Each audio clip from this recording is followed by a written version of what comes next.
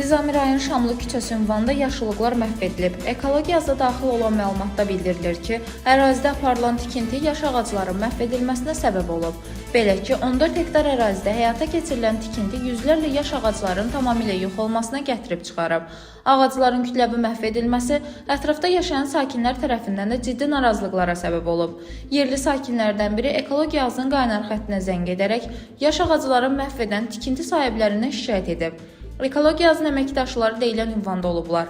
Məlum olub ki, 14 hektar ərazidə salınmış yaşıllıq həqiqətən də tikinti sahibi, Sahib və Təbriz adlı şəxslər tərəfindən aparılan işlər zamanı 50-dən çox yaş ağaclar məhv edilib. Ekologiyasının əməkdaşları ərazidə apardığı video çəkiliş və çəkdikləri fotolar Dövlət Ekoloji Təhlükəsizlik Xidmətinə göndərib. Dövlət Ekoloji Təhlükəsizlik Xidmətinin əməkdaşları operativ olaraq araşdırmalara başlayıb. İlkin məlumata görə tikinti aparılan 14 hektar ərazidə yaşıllıqların məhv edilməsi faktı aşkarlanıb. O da məlum olub ki, bəzi işbazlar tərəfindən paytaxtda və digər ərazilərdə yaşıllıqların məhv edilməsini bilərəkdən rəvac verilir.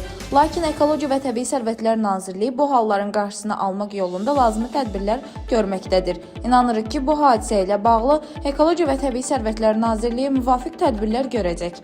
Dilbər Vüqar qızı, Bölgə TV.